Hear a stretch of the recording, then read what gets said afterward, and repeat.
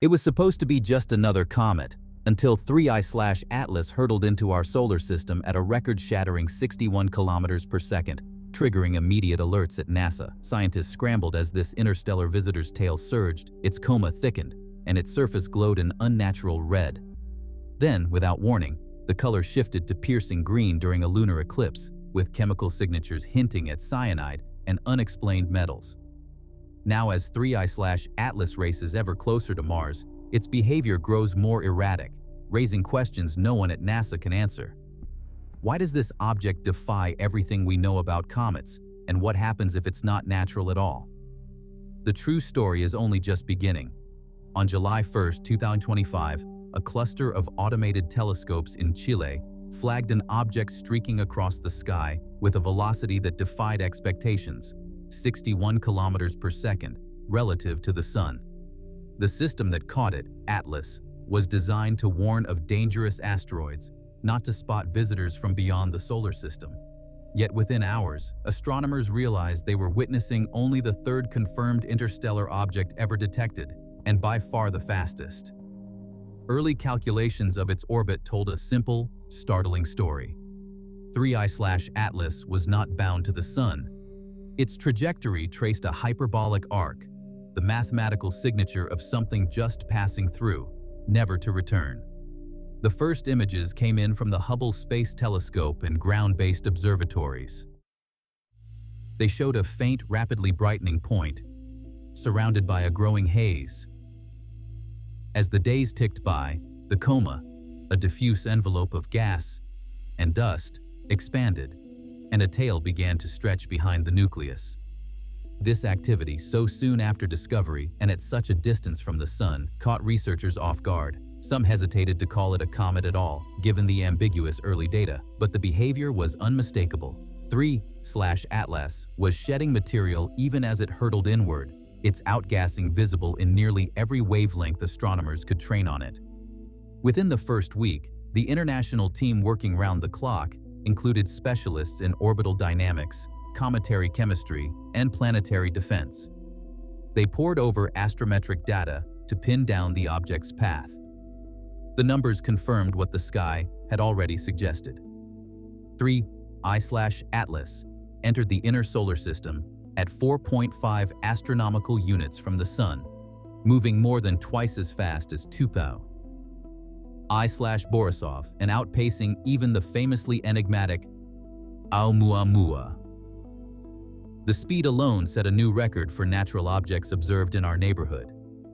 Orbit modeling traced its origin back toward the constellation Sagittarius, a region already famous in astronomical circles for the 1977 WOW radio signal. This coincidence was not lost on anyone, but for now, the focus was on the flood of new data. Early size estimates, based on brightness and dust production, ranged from 3 to 10 kilometers across, though the uncertainty was enormous. Hubble images taken from 277 million miles away hinted at a compact, possibly irregular nucleus, but nothing was certain.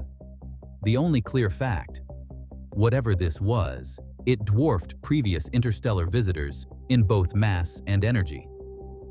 As the object accelerated toward the inner solar system, the scramble intensified. Observatories from Hawaii to South Africa joined the effort, each racing to capture spectra, measure polarization, and monitor the coma's evolution. Every new reading seemed to raise more questions. The dust activity was rising, but gas emissions were strangely weak. The coma reddened, then fluctuated in brightness, challenging established models of how comets behave under solar heating.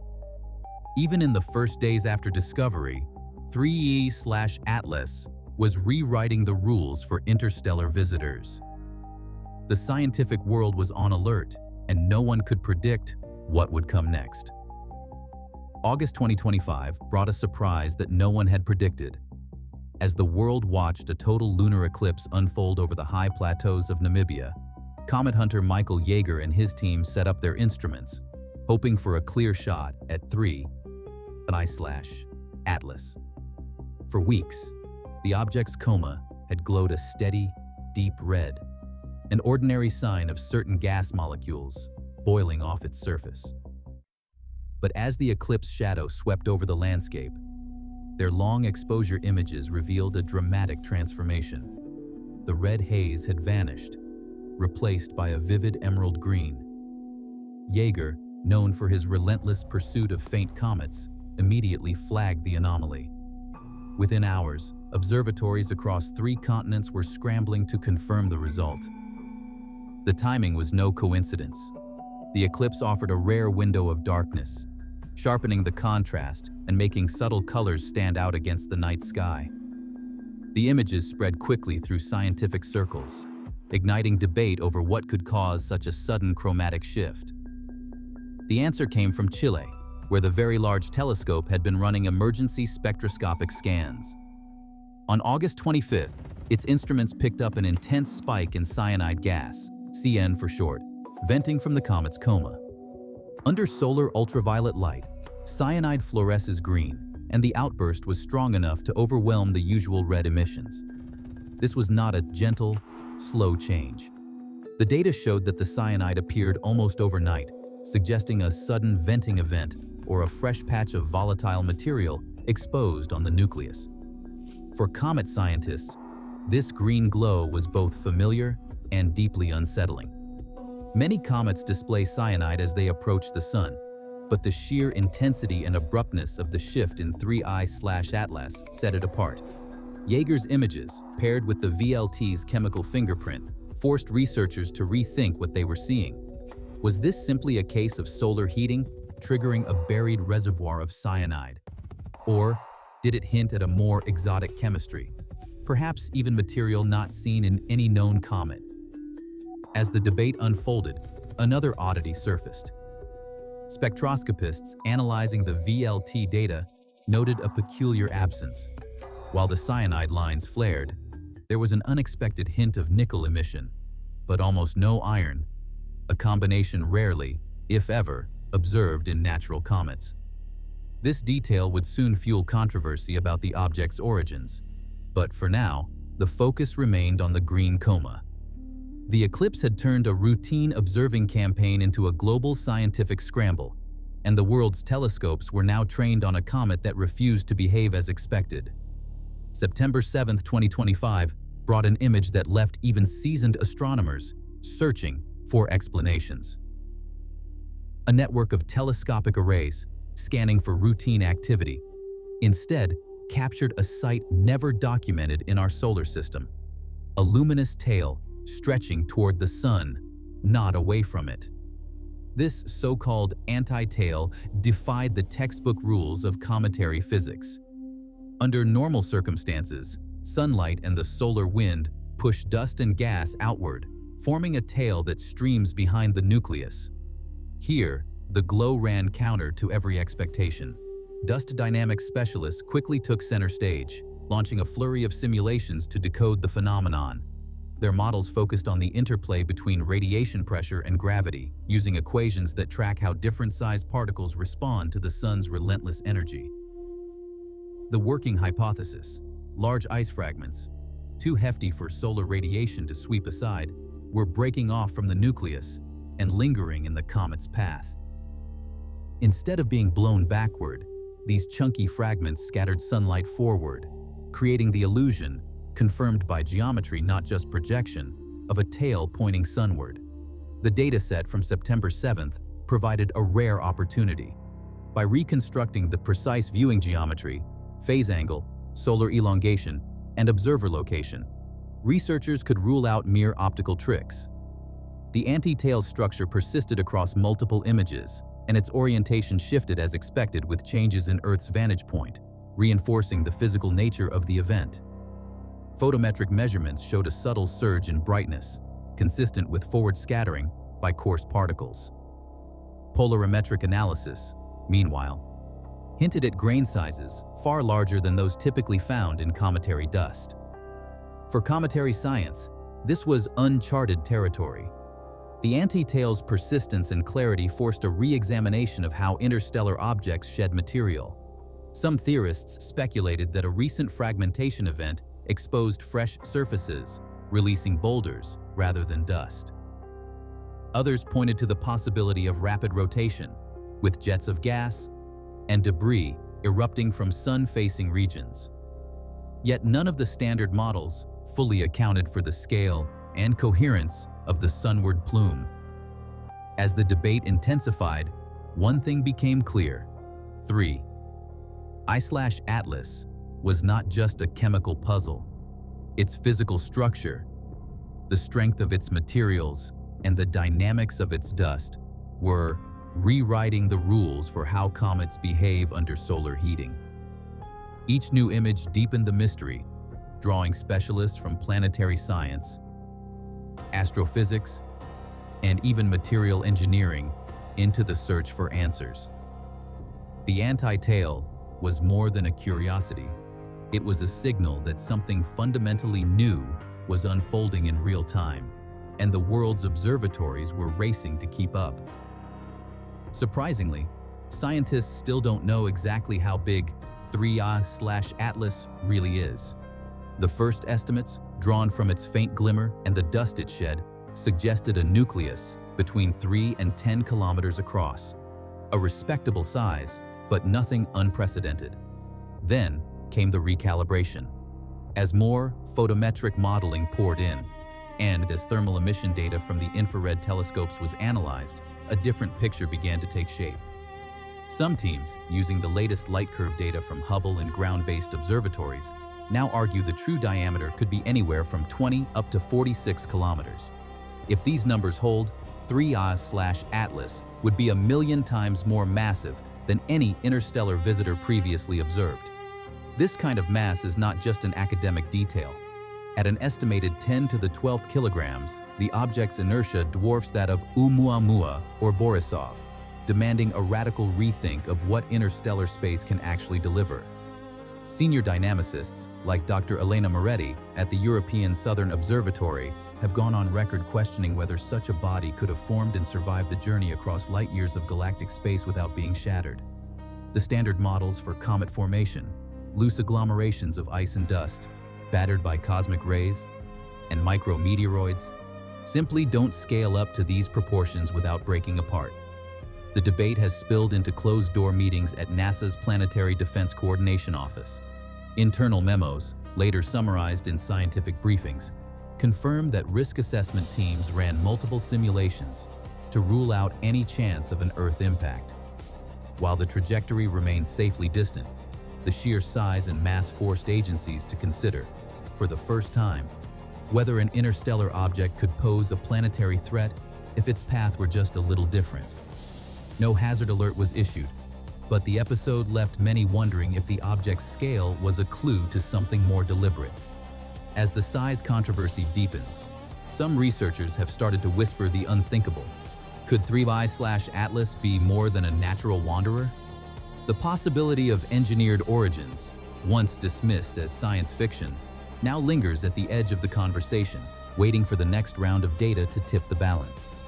For now, the only certainty is that our understanding of what the galaxy can throw at us is being rewritten, kilometer by kilometer. Unlike most interstellar visitors, 3I-ATLAS is threading a path that seems almost too precise. Its orbit hugs the ecliptic plane, tilted less than 5 degrees, an orientation that brings it into close encounters with Venus, Mars, and Jupiter, while keeping Earth hidden on the far side of the Sun at the moment of closest approach. This geometry is not just a curiosity for celestial mechanics. For ground-based astronomers, it means the object will slip behind the solar glare just as it nears Mars, making traditional observations nearly impossible for a critical window. The sequence of planetary flybys recalls the gravity assist maneuvers plotted for missions like Voyager, but here, the choreography appears to unfold without any obvious propulsion or guidance. Some argue it's simply a statistical fluke, a rare but natural outcome of millions of possible entry angles. Others, especially among the younger generation of SETI analysts, see a pattern worth scrutinizing. They point out that the chance of an interstellar object arriving on such a low-inclination path, intersecting the ecliptic and the region of the famous WOW signal, is exceedingly small. Though no peer-reviewed study has pinned down the exact odds, veteran SETI figures urge caution, reminding colleagues that detection bias favors low-inclination objects, since most surveys scan near the ecliptic. Yet the combination of trajectory, timing, and planetary alignments has split the community. Some teams are now running simulations to test whether the path could be the result of gravitational nudges over millions of years, or if it hints at something less random. As the comet races toward its Mars encounter, the urgency grows. Ground-based telescopes will soon lose sight, leaving Mars-orbiting instruments as the only eyes on the visitor. For many, this fleeting window is the best and perhaps only chance to catch 3I-ATLAS in detail before it vanishes into the glare. The debate over its path and what it might mean is far from settled. For now, all eyes turn to Mars, where the next chapter in the mystery will unfold. On October 3, 2025, Mars will become the front-row seat for one of the most anticipated astronomical encounters in a generation. As 3I-ATLAS sweeps past the red planet at just 0.19 astronomical units, about 28 million kilometers, NASA's Mars Reconnaissance Orbiter team prepares for a rare imaging attempt. The HiRISE camera, renowned for its detailed views of Martian landscapes, will be pushed to its limits. At this distance, even its powerful optics can manage only a coarse resolution, each pixel spanning nearly 28 kilometers. That's not enough to reveal surface features or fine structure, but it is sufficient to track the object's overall brightness, shape, and any dramatic changes as the comet passes by. For the HiRISE science leads and mission controllers, the challenge is daunting. The camera was never designed to follow a hypervelocity interstellar object. The team has spent months refining exposure times, adjusting tracking rates, and running simulations to ensure that even a faint, fast-moving target like 3I-ATLAS can be captured against the star-streaked background. Mars's thin atmosphere, orbital position, and the comet's unpredictable activity all add layers of complexity to the observation plan. With ground-based telescopes soon blinded by solar glare, this flyby represents the only chance to catch the object up close before it disappears behind the sun. Other mission planners are watching closely. The teams behind NASA's Psyche probe and Europe's JUICE spacecraft have recalculated their own flight paths, searching for windows to observe 3I-ATLAS later in the year. Each opportunity is fleeting, and none will bring the object as near as its Mars encounter. If the HiRISE images reveal unexpected changes, whether in brightness, shape, or even hints of outgassing or fragmentation, these clues could help settle the debate over the object's origins. For now, the world waits, knowing that the data from this single pass may be the key to understanding one of the strangest visitors our solar system has ever seen. On October 3, 2025, NASA's Mars Reconnaissance Orbiter will capture the closest images yet of 3I-ATLAS, an object traveling at 61 kilometers per second, making it the fastest natural visitor ever observed in the solar system.